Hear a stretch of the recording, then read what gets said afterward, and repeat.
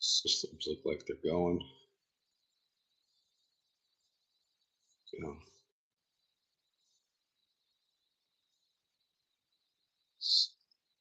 not in. There we go. All right, cool. All right, guys, thanks for tuning in. Another late night live. Part 2, we're going to be working on the Kayo 230. If you guys were tuned in to part 1, we're messing around with this carburetor here. So basically, customer dropped off this Kayo, and it kind of started. It ran pretty good, but it was having some tuning issues, some off idle. For the most part, it sounded really good, but now that we see that this jet needle here was bent pretty bad, that kind of explains a lot what was going on here. It's pretty tweaked. So went ahead, got another carburetor from the customer. This is the original one right here. See what we're working with.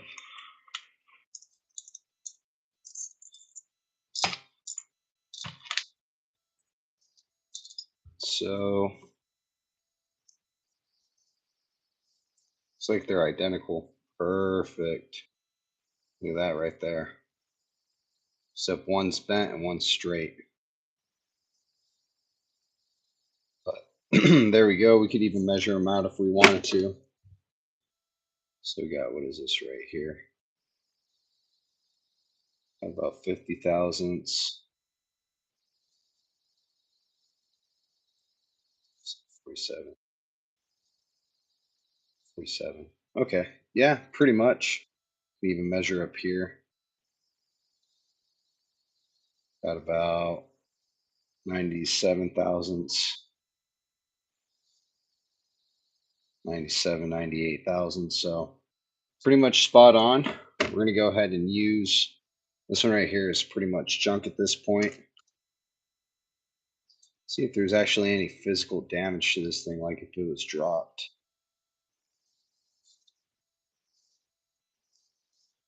Well, it doesn't appear to be.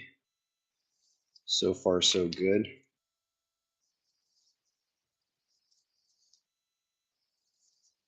Yeah, should be fine to reuse. Shouldn't be an issue. So we'll go ahead and just put this jet needle right back in. It's going to go down like that. Then we can go ahead and put the retainer that's going to go on the top there and position it so the opening is,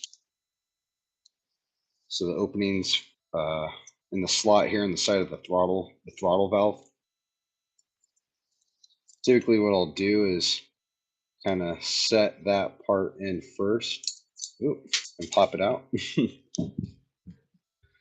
Ooh. Yeah, it's a cool thing. Late night lives.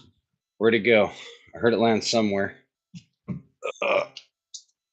There we go. All right, very nice.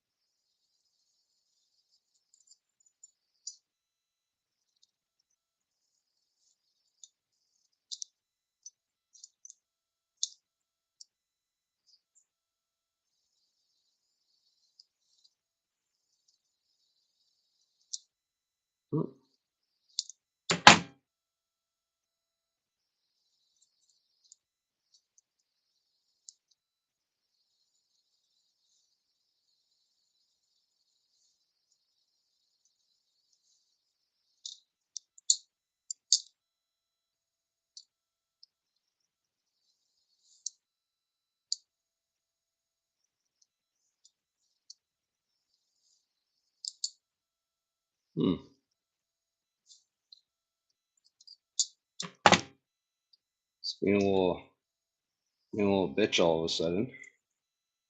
Hold on.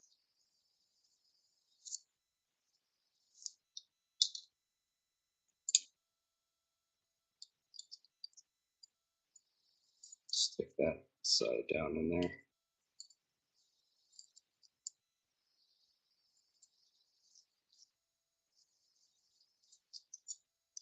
There we go. That's using your brain.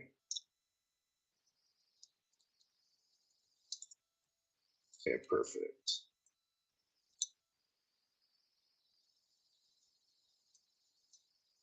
Okay, nice. Clip is fully seated. Got the new jet needle in there. And if we want, we can give it a little wipe down.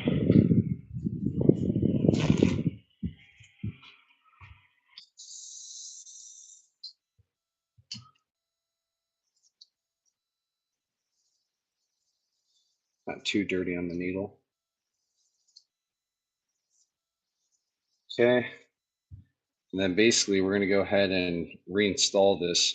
So the other thing we're going to go ahead and do too is I was checking out the locations of the choke valve here, and it's pretty much identical carburetor. So we're going to go ahead and remove the plunger off this one that comes on the aftermarket Nibbi, and we're going to go ahead and run the throttle plunger that's on the cable that goes up to the lever on the handlebars. Check that out. So the only other thing that I was kind of concerned about was, I know sometimes these choke cables here, there's usually like a sealing washer. Sometimes it all depends. Typically there'll be like a sealing washer that goes right here. Sometimes it could be an O-ring. It all depends. So let's see how it fits on. Let's mock it up really quick.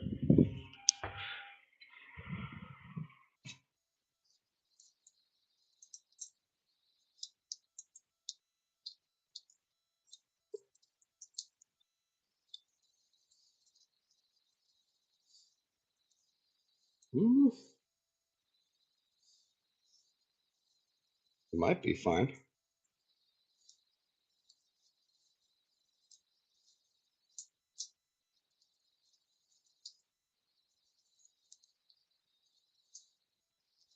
I mean, this is kind of messed up. Hopefully it doesn't cause any idling issues. That'd be the only thing that would kind of suck if trying to think about that. It might work just fine. Even though this is supposed to retract back on its own. What's going on here? I wonder if I can fix that. Take this off so our carburetor doesn't fall. Okay, let's try something really quick. So if I'm not mistaken, kind of noticed this. I think this sleeve right here is supposed to come off. I don't know why they come with them from the factory.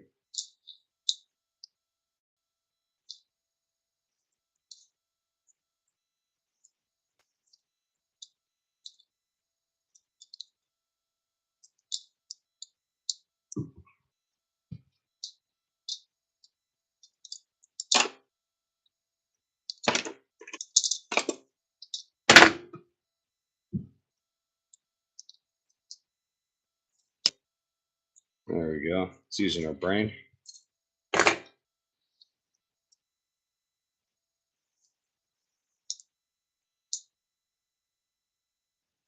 Oh. Interesting. This right here is obviously pretty, right there is pretty smashed up. Doesn't feel like it's actually the cable itself. And it does appear to be retracting. So as long as this lever goes in, should be fine. Wonder if we can make if we take out too much slack here. So that's the thing. It's all the way in as far as it's going to go. If this moves around at all, it's probably going to start causing a just how like this setup. So like check that out. If we kind of focus in there, I just barely touch that just from riding the bike. It's going to be lifting that plunger up and down. What we got going on here? Looks like it was melting on some stuff. Okay, so and this is all the way in too. So let's see here. What do we want to do and how can we do this? It might be this being kind of damaged. That should probably be maybe a little bit. I'm not even sure what's going on here. Kind of surprised how that got smashed like that. It probably needs a new choke lever. It's kind of the issue. But I'm wondering just that vibration when they're riding, just wiggling it back and forth, kind of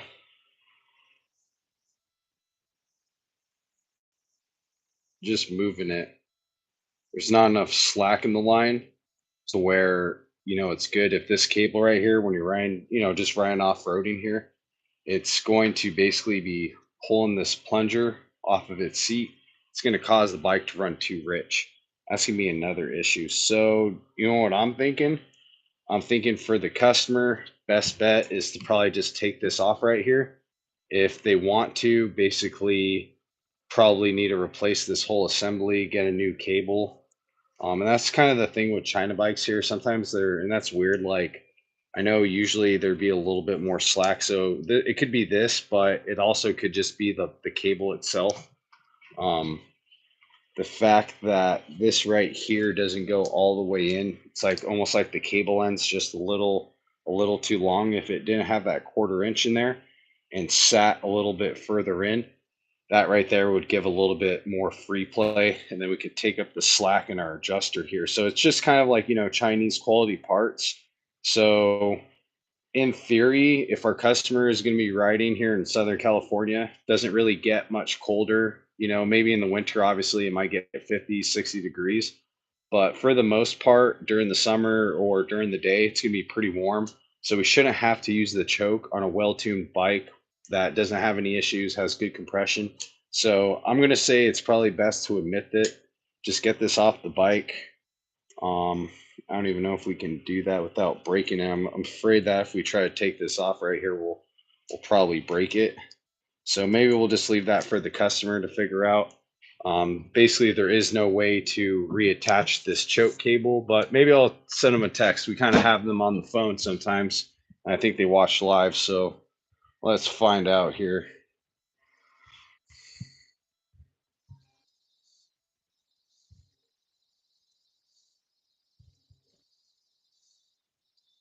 Let's go. Hold on.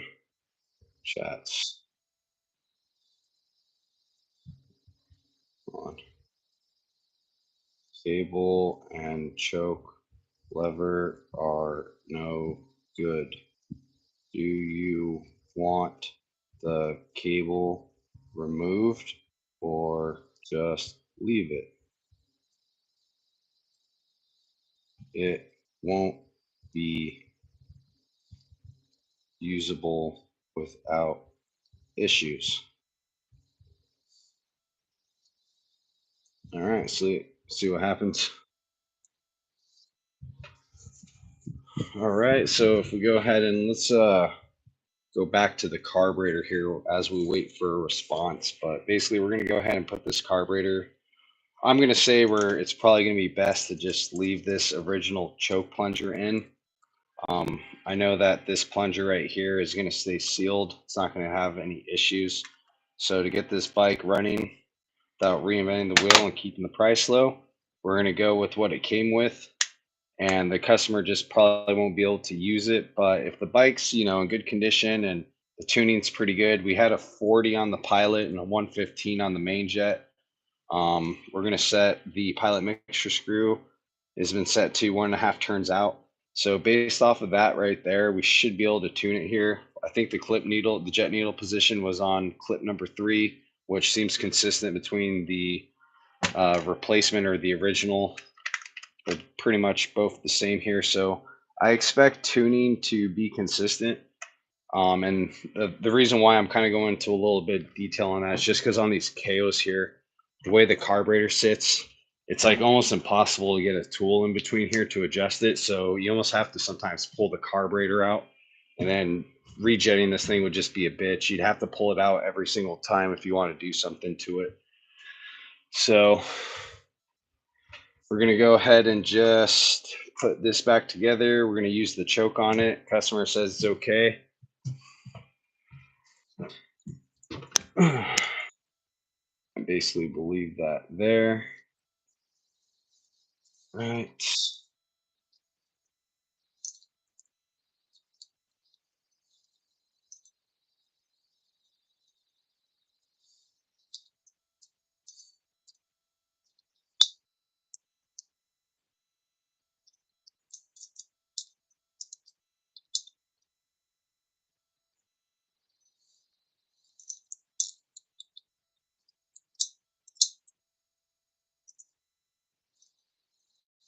Nice. Okay.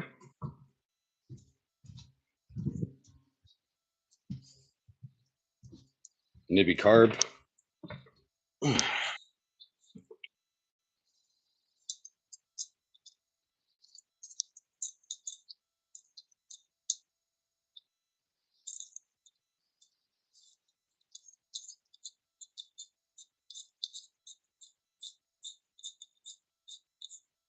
So I wonder how this thing's going to run now. Kind of made a little bit of an adjustment on the idle, set the PMS to 1.5 turns out. So I'm thinking it should be good right where it sits. And let's see, do I have this like that?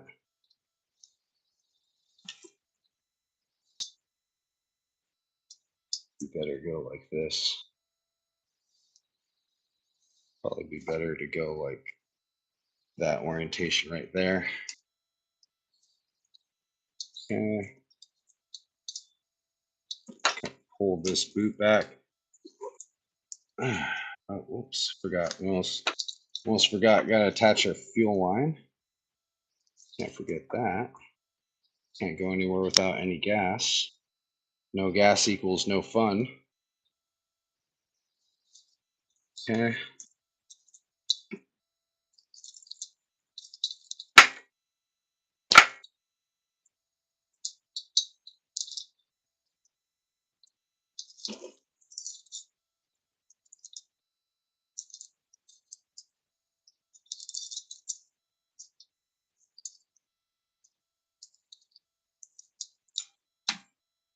Okay. It's popped into place. Feels good. All right. As far as this one right here, see if we can carefully snake that in. And this is really nice to do on a good Kayo. Once this thing sits outside for too long, it's too many years of sitting out in the sun. All this rubber here will start to crack, and I won't be able to easily work on it. And that's when the price will eventually go up on these China bikes, and you won't be able to get parts for them. I've had to replace air boxes sometimes, and pretty much most of these parts are discontinued from the factory, or it's really hard to get. So more than likely, if you did, you just probably have to throw an air pod on it in the future once these boots right here get pretty brittle. But that should be good. So make sure we're going to go ahead and put this clamp on right here.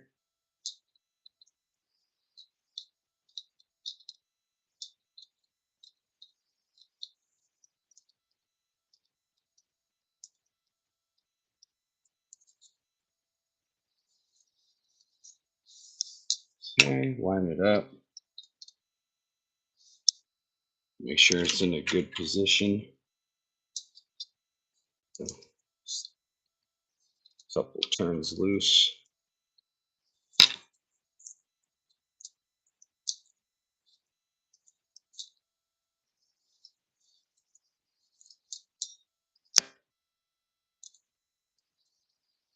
So you want it like just a few millimeters back from the edge of the rubber there. Kind of get a good idea. But in that position, you can kind of see. You don't want it too close. You want it to kind of be back just a little bit, so when you cinch it down, gets a good bite on it. So then the other thing I like to do is put some forward pressure on the carburetor as I'm tying up the clamp.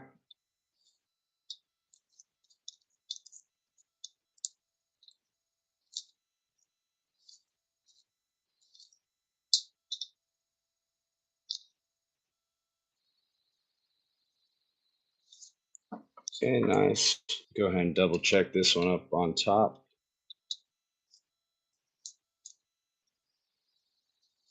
A little bit more.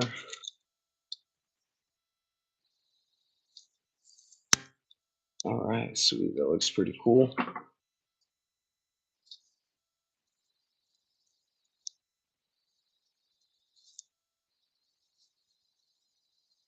See how it's just like just a little bit far further back. It's like a good position right there. That way it's clamping on pretty well. And then we'll do the same thing with this one. Double check, make sure our airbox rubber is all the way around. Feels like it is.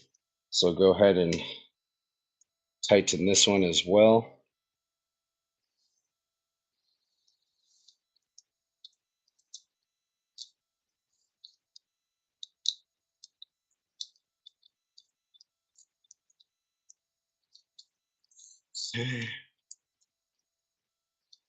Actually, I'm going to position this a little,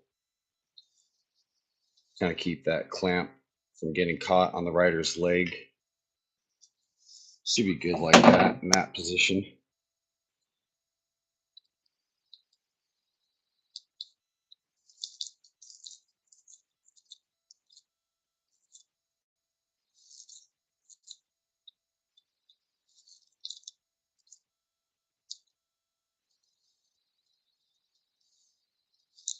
All right, nice and tight. So carburetor's on,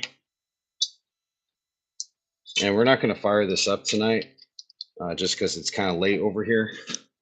So what we're going to focus on now is we'll just leave this. If the customer wants us to try to take it off, we can, or we'll just leave this for them to kind of mess with. But we'll go ahead and fire this thing up in the morning.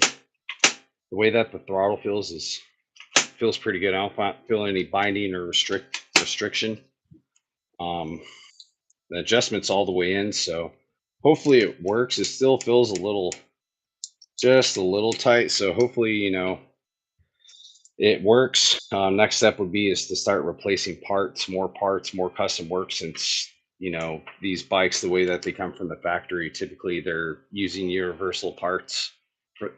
In most cases, sometimes like Kayo, they'll go a step further, and like for example, the original carburetor here, it's near identical to the replacement, same brand from Nibbi, but it has a electro printed Kayo stamp on it, which and it's a different color. It's not doesn't have the black anodized finish to it. So it's pretty much the same carburetor, same parts that you're gonna get on a Kayo. Like those eBay parts. Just sometimes because they're making these bikes in so much volume that they will have a little bit of customization for their batch runs from the manufacturer. Like most of these bikes are made in China. Everything's made in China. Then they come over here in a crate, and then they're pretty much assembled. So a lot of the little one-off parts for these bikes, like getting stuff like the correct cable length, the correct throttle length, that becomes hard, and you can already tell the adjustments all the way in. So there's really no way to kind of fine tune it at this point. If I try to take out the tension, it's going to just make it worse. So you almost need custom cables at this point to really make it work. But we'll find out in the morning. We're going to go ahead and fire this bike up and see how it runs. So that pretty much covers part one. We took it apart, figured out, we have a damaged part inside, took the original one, put it in. So we're going to assume that's going to resolve the issue, and we'll find out in the morning. So for part three, we're going to go ahead and take a quick break, and then we're going to come back and get this rear tire taken off and taken apart. I'm going to go ahead and pull the tire off the rim, get the tube off. We're going to try to find that spoke nipple that's hiding inside here. We got to find that missing spoke that's hopefully still inside the tire. And then we're going to have to get a tube for it. We're going to have to call around in the morning. Hopefully we can get a tube for this bike in stock. And yeah, and should be able to go from there. Actually, you know what? I may have a tube for this one in stock. So we'll find out. I'll have to look. I know I have a bunch of parts, extra parts flying around for different bikes. So if I have a good tube, maybe we can go ahead and finish this up tonight, get the wheel off, tire off, Pretty much put that rim back together, true it. I'm gonna have to pull out the true and stand here. I was using it last night, but it's back in the pile of parts over here. And that's gonna be some other projects that we're gonna do in the future. That's for my 1964 Ducati Scrambler. That's gonna be a cool one. And then I also have my F4i engine right there, and then another Gixxer engine that I gotta, put together. That's for another customer's bike. I gotta do those carburetors there. But yeah, that's pretty much it. So we're gonna take a quick break and then come back and get everything set up, and we're gonna go ahead and knock out this rear wheel here and see if we can get this bike going. So if you guys already haven't, if you just found this channel tonight, typically we do a lot of late night lives. That's been kind of the program lately. So go ahead and subscribe, hit those like buttons, leave a comment, and stay tuned for the next one.